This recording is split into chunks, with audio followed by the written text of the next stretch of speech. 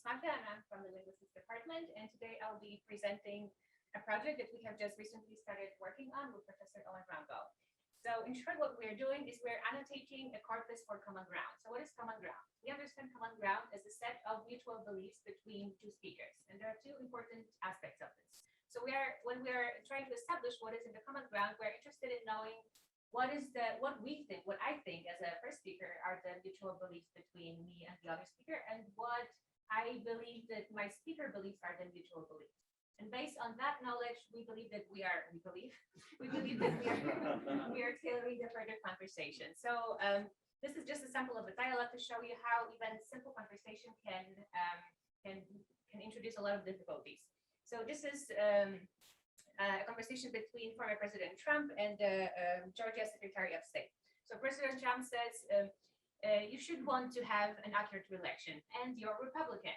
And he responds, we believe that we do have an accurate election, right? So all of those choice of words that they're using is not random. Like why President Trump said, and you are Republican instead of saying you're a Republican, right? Why did the other person respond, we do believe that we have an accurate election instead of just saying that we have an accurate election, right? So we're just trying to understand how we could use those linguistic cues to better understand what is the cognitive state of the speakers, and that will later facilitate and understanding the structure of dialogue.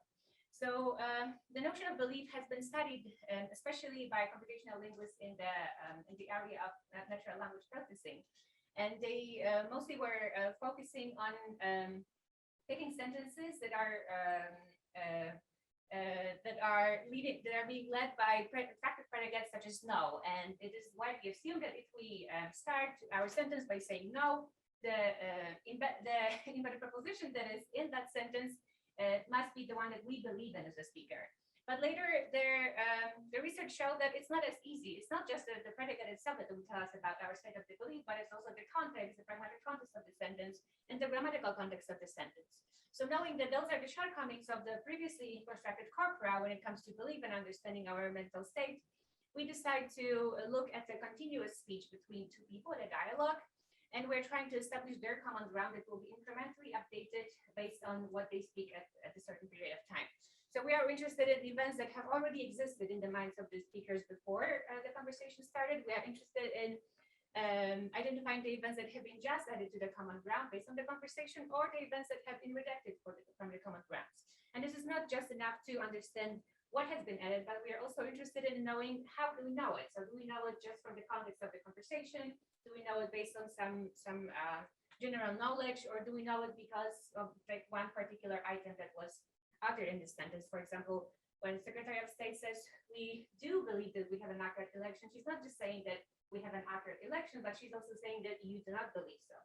Right? So this is what we're interested in, and we believe that constructing such a corpus would be not useful only for computational linguists and theoretical linguists, but also for psychologists, for developing, conversational partners such as C, Relax, and etc.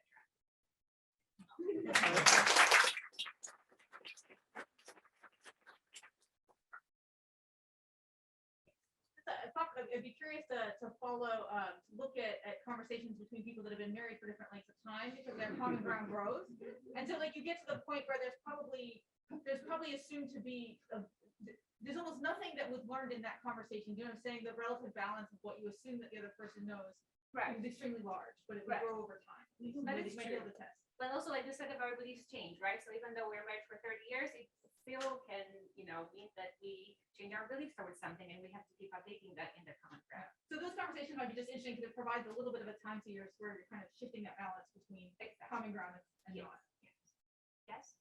How do you measure common ground? Okay, so we, I don't know if I would say how do we measure it, but I can explain how do we do it. So we are looking at a dialogue between people, and we're looking at the sentence, and first task is to identify what is the event that we're talking about and what are the entities that are of interest.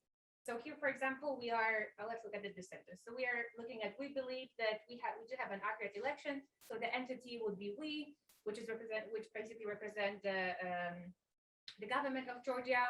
and the election will be another entity. And we are wondering, are those entities already in the common ground of those two speakers? If they are, we are marking them with like special colors. And then we're recognizing the events, and we're deciding from the perspective of the first speaker, does the speaker think that this event is mutually believed in by the two speakers? And the same is true for the second speaker. Does it make sense? Yeah. Yes. Is your approach expanded to deal with like nonverbal cues that come up a lot in conversation? Yes, absolutely. So this is just the first stage of this project, and we are just looking at the text itself. But later on, we want to be like, we have also the recorded versions of the dialogue that we'll be looking at, and we believe that the intonation itself will bring a lot of information with regards to what is in the common ground.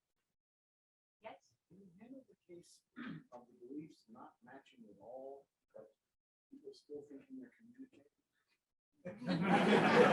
Yeah.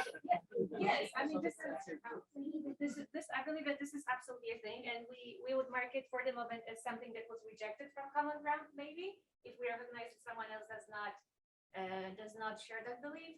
But also, there are probably instances where we do not share this belief, and we know that, but we're pretending that we do, just for the purpose of facilitating the conversation.